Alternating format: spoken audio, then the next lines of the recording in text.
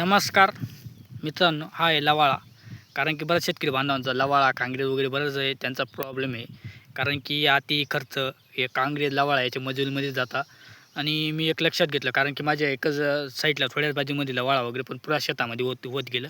कारण की त्याचं एक कारण आहे. एक कारण काय आहे, तुमच्या मध्ये म्हणजे पहिले अति रासायनिक खतं वापरले नाही. मी या वर्षापासून म्हणजे पुढे कुठल्याही प्रकारचं रासायनिक खतं वगैरे, युरिया, DAP वगैरे वापरत नाही आणि वापरत पण नाही. कारण की जे आपल्या मित्रजीवाणू असतात, जमिनीमध्ये गांडूळ राहिले नाहीत. आणि जे आपण हाय पॉवरचं लवाळा, कुठल्याही प्रकारचे कीटकनाशक, रासायनिक औषध वगैरे वापरतो.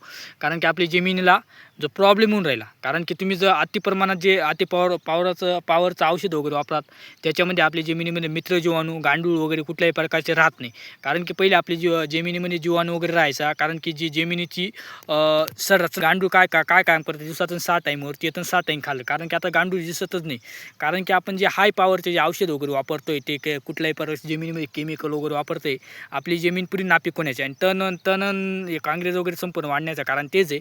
कारण आपण फक्त तण मारतो, परत पुढच्या वर्षी परत तेच उतरतं, परत तण मारतं परत. कारण की आपल्या जमिनीमध्ये तण लवाळा कुठल्याही प्रकारचं तण का बरं येतं?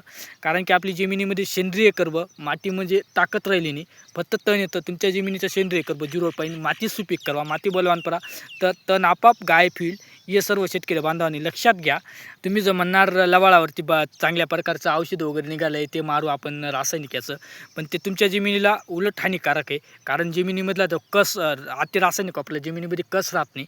कारण की पीक बऱ्याच ठिकाणी ज्या शेतकरी बांधवांचा प्रॉब्लेम आहे, पीक पिवळं पडतं, जमिनीमध्ये ताकद नाही. कारण अति रासायनिक वापरल्याने, अति कीटकनाशक वगैरे याचा खूप मोठा प्रॉब्लेम येऊन राहिला शेतकरी बांधवांना. तर आणि उत्पन्नात बी दिवसेंदिवस घटून राहिली. की तुम्हाला सर्वप्रथम रासायनिक खतं वगैरे संपूर्ण बंद करावे लागतील. कारण मीच मागच्या 1 वर्ष आता म्हणजे याच्यापासून रासायनिक खतं पुरं बंद केलं.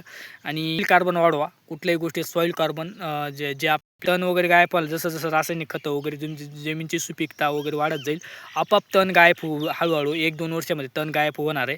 आणि कुठलीही जर कंपनी तुम्हाला सांगत असेल हाय पॉवरचं औषध वगैरे ते आहेत माझ्याकडं, मी तुमचं तण वगैरे गायब करू देतो, तण गायब होतं, पण पुढच्या वर्षी आपोआप अजून त्याच्या दुपटीने तण वगैरे उतरतं.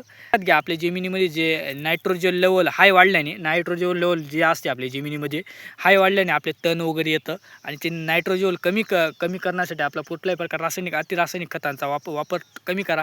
रासायनिक खताचा वापर ही जमिनीला सगळ्यात घातक ठरून राहिले. कुठल्याही प्रकारचे जमिनीमध्ये कस राहिला आणि कुठलाही रोग आपत्यात करतो ते पडतो, हे लक्षात घ्या. धन्यवाद.